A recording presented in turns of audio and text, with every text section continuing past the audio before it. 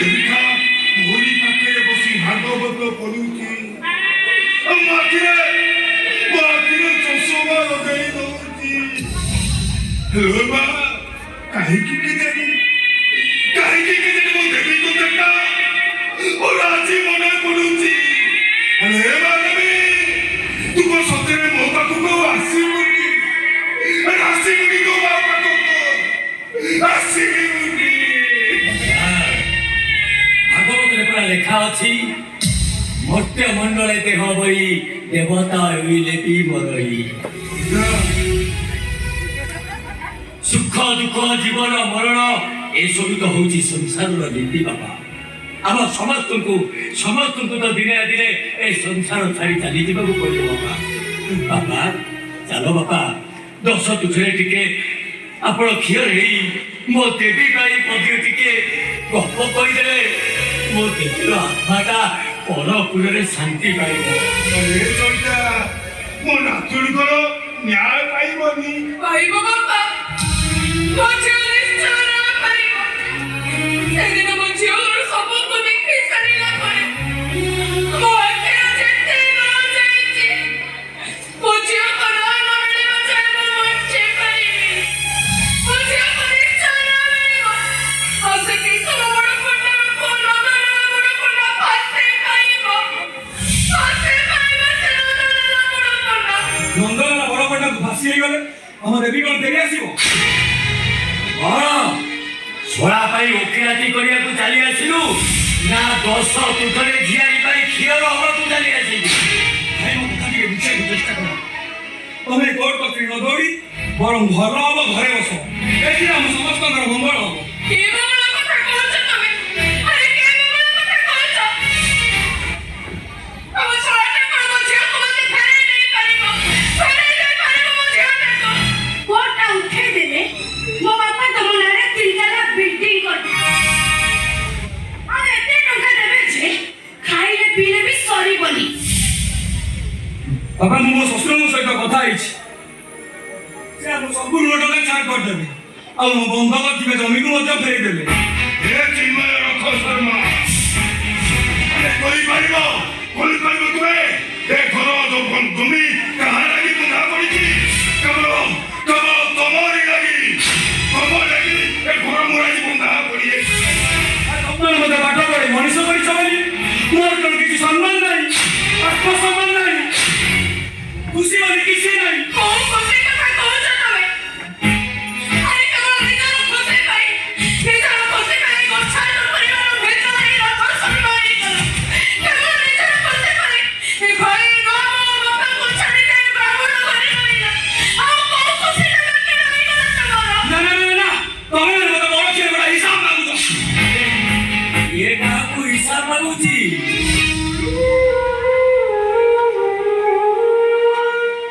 আরে চরিতা গোছায় তোদের অভাবী সংসার অভাবী সংসার ভিতরে তোদের ঘর করে পুরা ভাই সিয়া বিকি দি মুঠা চাউল আনে সে চাউল তোদেরকে ভাত হাঁড়িরে পকাই দেলা পরে কাଳେ তো পেটুকু ভাত অটিবনি ସେଥିପାଇଁ ଏଇ ବାବୁ ଆମ ସମସ୍ତଙ୍କୁ ଖାଇବା ପୂର୍ବରୁ ତୋ ପାଇଁ ଭାତ ଲୁଚେଇକି ରଖିଦିଏ ଦେଇପାରିବୁ ଆଉ ଭଲ ପାଇବାର ହିସାବ ଆରେ ଦେଇପାରିବ ହିସାବ ତମର ଏଇ ବଡ଼ ଭାଇଟା ତମେ କେମିତି ଭଲରେ ପାଠ ପଢ଼ିବ ତମେ କେମିତି ଭଲରେ ଚାକିରି କରିବ ନିଜ ଜୀବନର ସବୁ ଖୁସିକୁ ଭୁଲି ଯାଇଛନ୍ତି ଦେଇପାରିବ ଏ ବଡ଼ ଭାଇର ହିସାବର ମୂଲ୍ୟ ଆରେ ତତେ ଯେତେବେଳେ ଥଣ୍ଡା ହେଇଯାଏ এই ভাউজ রসুন সরিষ তেল গরম করে তো পাদরে ঘষি দিয়ে আর পচারিলে কয়ে মো চিহ্নটা চালি চালি বহু দূরକୁ যাଉଛି ତାକୁ ଥଣ୍ଡା ହେଇଗଲେ ମୋ ଚିହ୍ନଟାରେ ଉପରେ ପଡ଼ିଯିବ ଆରେ ଦେଇପାରିବୁ ତ ନୂଆ ମୋର ଭଲ ପାଇବାର ହିସାବ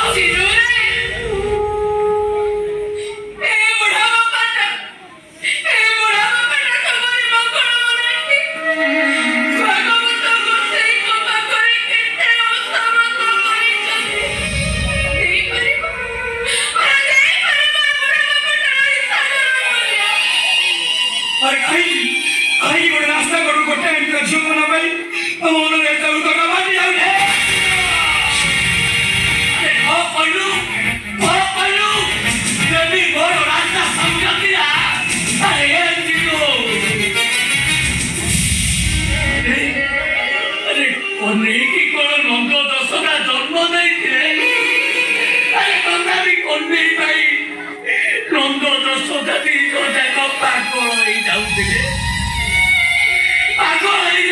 ବନ୍ଦେଇ ଭାଇ। କହିପାରିବନି ଯେନ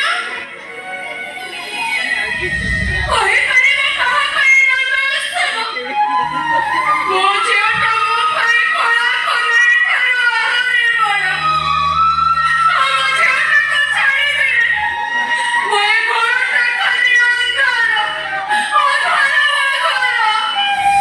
ଶୁଣ ଚିନ୍ମୟ ରଥ ଶର୍ମା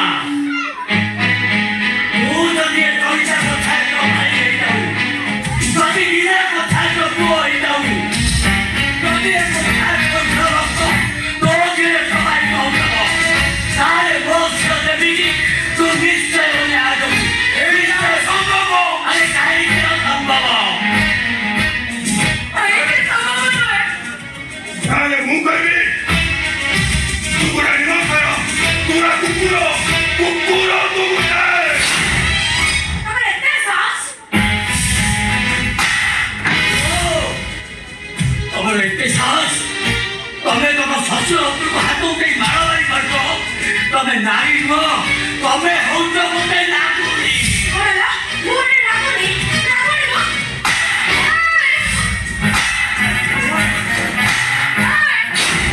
କଣ ହେଲା? ମୋ ଘରେ ଠିଆ ହେଇ ତୁ ମୋ ସ୍ୱାମୀ ଶ୍ୱଶୁର ଉପରକୁ ହାତ ଉଠେଇ ମାରା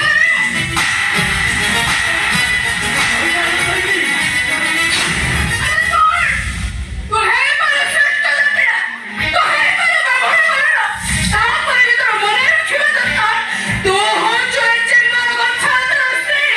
ମନ୍ଦିରରେ ଏଇ ଚରିତା ଗୋଚ୍ଛାୟତ ତୋର ଦେଢ଼ଶୁର ଏ ଦେଢ଼ ଗୋଚ୍ଛାୟତ ମନ୍ଦିରରେ ତୋର ଶ୍ୱଶୁର।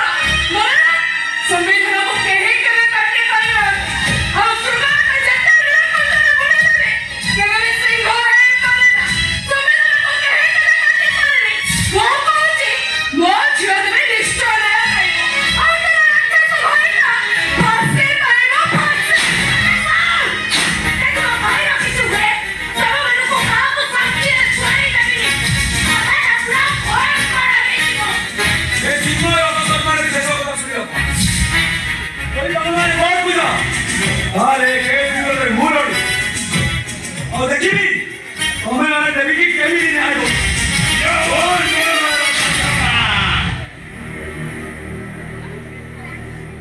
ଯେତେବେଳେ ଧର୍ମ ଅଧର୍ମର ଲଢ଼େଇ ହୁଏ ସେତେବେଳେ ଅଧର୍ମ ପଟରେ ସତ୍ୟ ରଖିଥାନ୍ତି କିନ୍ତୁ ଧର୍ମ ପଟରେ କେବଳ ଜଣିଏ ଲୋକ ଥାନ୍ତି। ସେ ହଉଛନ୍ତି ସ୍ୱୟଂ ବାସୁଦେବ। ଆଉ ମୁଁ କହୁଛି ସେଇ ବାସୁଦେବ ମୋ ଭାଗବତ ବସେଇ ମୋ ଝିଅକୁ ନିଶ୍ଚୟ ନ୍ୟାୟ ଦେବେ ଆଉ ଫାଶୀ ପାଇବ ତ ଶଳା ନନ୍ଦଲାଲା। ଠିକ ଅଛି ତମମାନଙ୍କ ସହିତ ମୋର କୋର୍ଟରେ ଦେଖା ହବ। ମୋର ଗୋଟେ କଥା ଶୁଣିବାକୁ ଯାଅ ଚିନ୍ମୟ ରଥ ଶର୍ମା। ସେଦିନ ତମେ ଜାତି ବଦଳାଇବା ପାଇଁ ତମେ ଆମମାନଙ୍କୁ ଶୁଦ୍ଧି ହେଇଯାଇଥିଲ। ଆଜି ହଉଛି ମୋ ନାତୁଣୀର ଦୋଷକର୍ମ ଆଉ ଏ ଦୋଷକର୍ମରେ ମୁଁ ତମକୁ ଶୁଦ୍ଧି ହେଇଯିବି। ଠିକ ଅଛି ତମମାନଙ୍କ ସହିତ ମୋର କୋର୍ଟରେ ଦେଖା ହବ।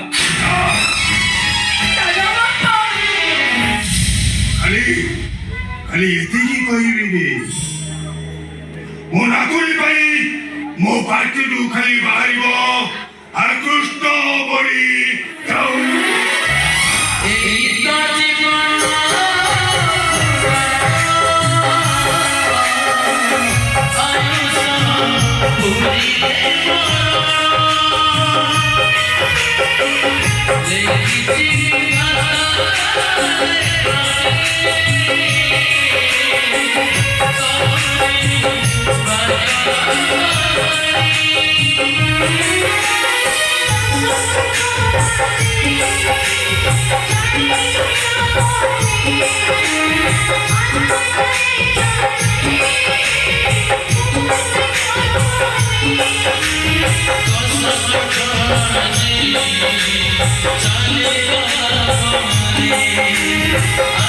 चले